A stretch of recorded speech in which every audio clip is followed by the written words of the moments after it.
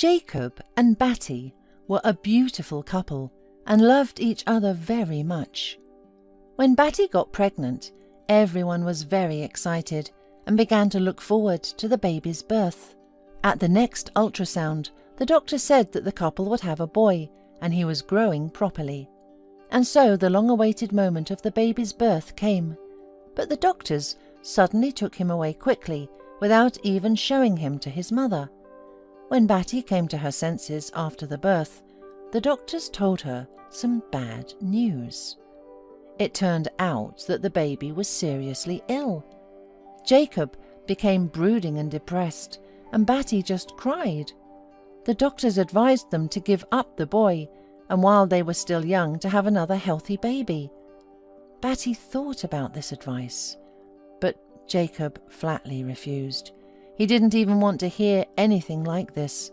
The man took his wife and son home and said that they would raise him and treat him the best they could.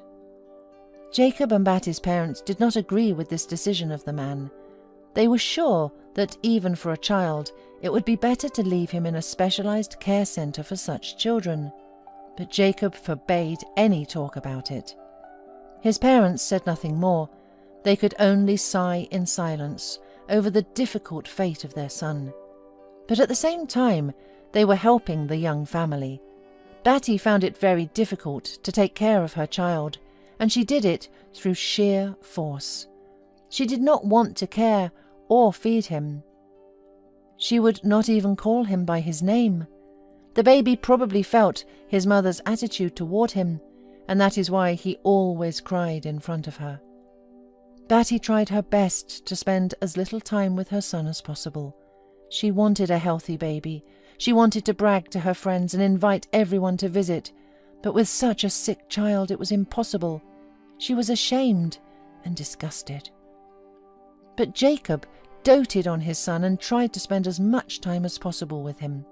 The man spent all his free time with him.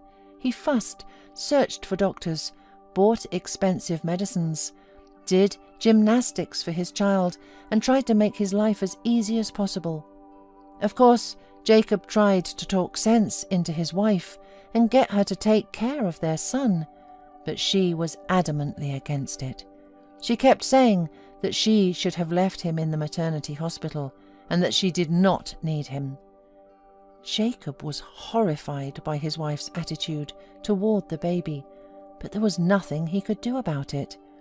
In addition, he thought it was more likely that Batty had postpartum depression, because he could not otherwise explain such a cruel attitude of the mother toward her son. When their son was 3 years old, Batty packed her things and left, leaving a note. "I'm sorry, but I can't go on like this. Don't look for me. I'll file for divorce myself." Jacob was terrified.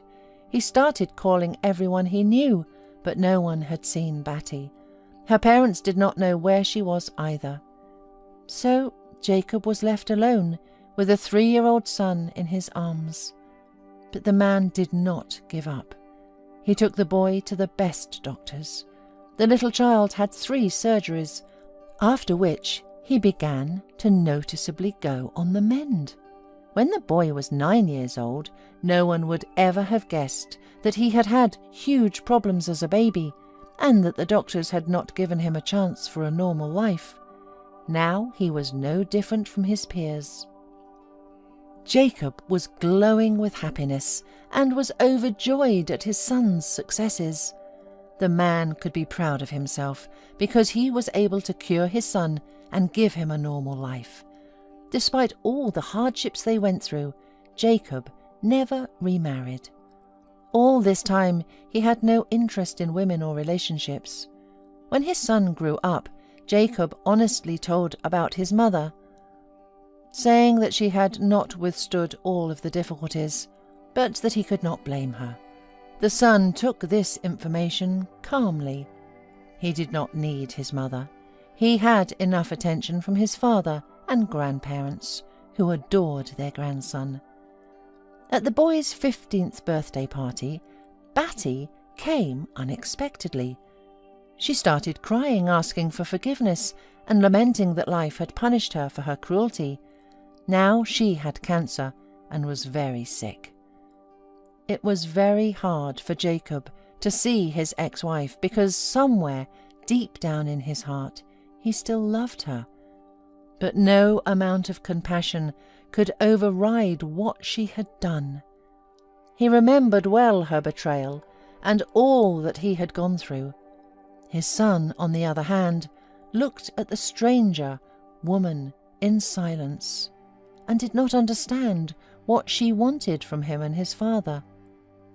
Batty got neither sympathy in return nor an invitation to live together. She silently turned around and left, and everyone continued to celebrate the boy's birthday. 10 more years passed. Jacob's son graduated with honours, found a good job in his field, and was about to get married. Jacob was proud of his son and happy that many years ago he didn't agree with the doctors.